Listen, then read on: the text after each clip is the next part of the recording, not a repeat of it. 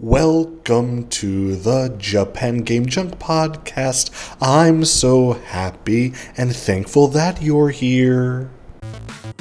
And welcome back to the Japan Game Junk podcast. Today, a very unique system that was not unique to Japan, but just, it kind of was a trailblazer in a way, but just a terrible experience. And that is Xavix. Xavix, the Xavix port system, as with the console itself will be known as. And this was a system that was released, at least developed, before the actual Nintendo Wii. But it features some of the many things that made that system very popular.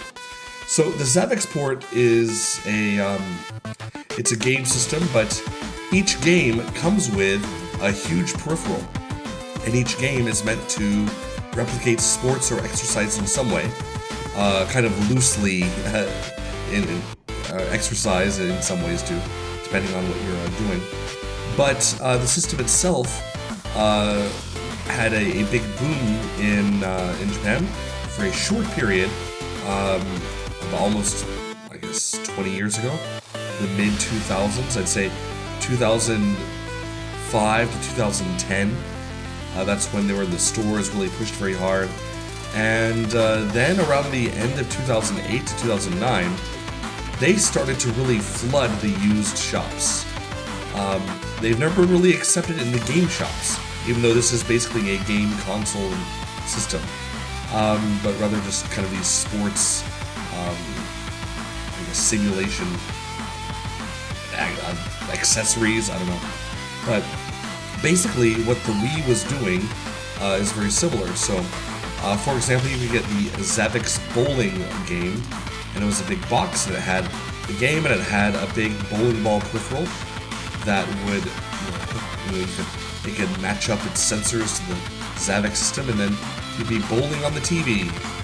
And so, you could get basically whatever sport you're interested. There was boxing, which came with boxing gloves. There was even a balance board, which was like a step aerobics thing. And then there was a fishing controller, where it's bass fishing, but do it inside through your Xavix. It has all the hallmarks of a video game system with a specific gimmick, which was a sports simulation.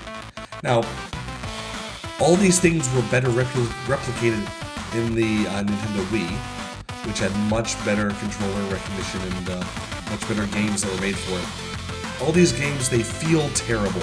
They feel like they're kind of almost Flash games, early 2000s Flash games in quality. Very poor refresh rate. Things that kind of bounce around on the screen.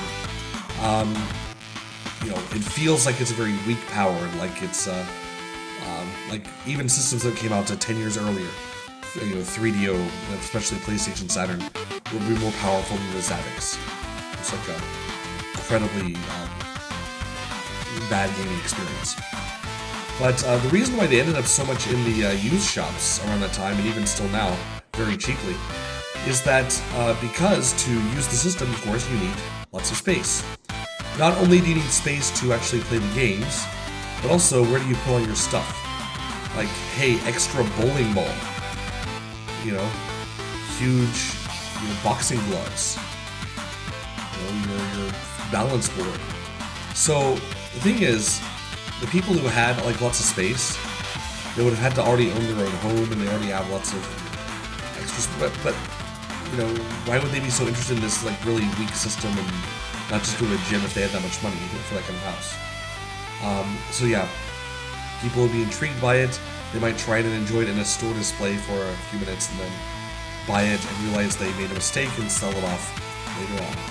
So even to this day, if you go to any more in the suburbs, not so much in Tokyo, but a suburban hard-off store, you can find a Xavix port, the system itself, and a few of the more popular games, especially bowling and baseball. These are really readily available in Japanese shops there. I did have one for a short time just to try it out. I got a used one for, I think, 100 yen. And I got the bowling for 100 yen, and I got boxing for 300 yen. And I tried it out, and it was not fun. It was worse than a Wii. And I believe that my Xavix, that is the last, even though I bought it very cheaply, I knew I wouldn't use it. It's the last thing I ever sold that was somewhat gaming related. That's how bad it is. I knew that even as a collector, I wouldn't want to just have it. It's how much space it was taking. Like the bowling game and box and everything, that was, it was the size of one of the cabinet holes and where I keep games. It was huge. And yeah, again, for some of the worst gameplay in gaming history, for being big and chunky, and for being outshone by, Nintendo, this thing never had a chance, and didn't have a chance with me, and it shouldn't have a chance with you. But that being said, if you are a collector who has to have everything, here is how you get it in Japan. So, first of all, they're not really so rare. You can get them in many places, but like I said, not so much in Tokyo. I really recommend the warehouse stores, like the Kanteidan style, so Mandai or Guru, these kind of stores. In Chiba, or more close to the central Japan, Kushietsu area.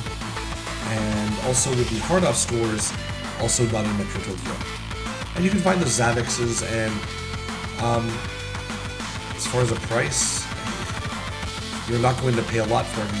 No one's going to sell it for a lot of money. But I'd say that if you look around, any specific game and then the main console itself, probably 100 yen you can find in junk sections.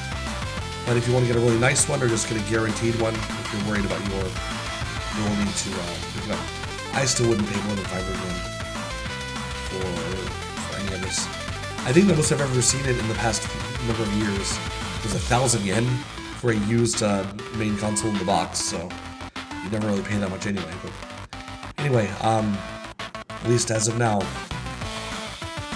Xavix will not set you back in money. It will set you back in your time and in your fundamental feeling of goodness and humankind, because it's pretty bad. Yeah, so don't buy a Xavix, but if you do, then there's where and there's how much. Have a great day. Thanks for listening. Bye-bye.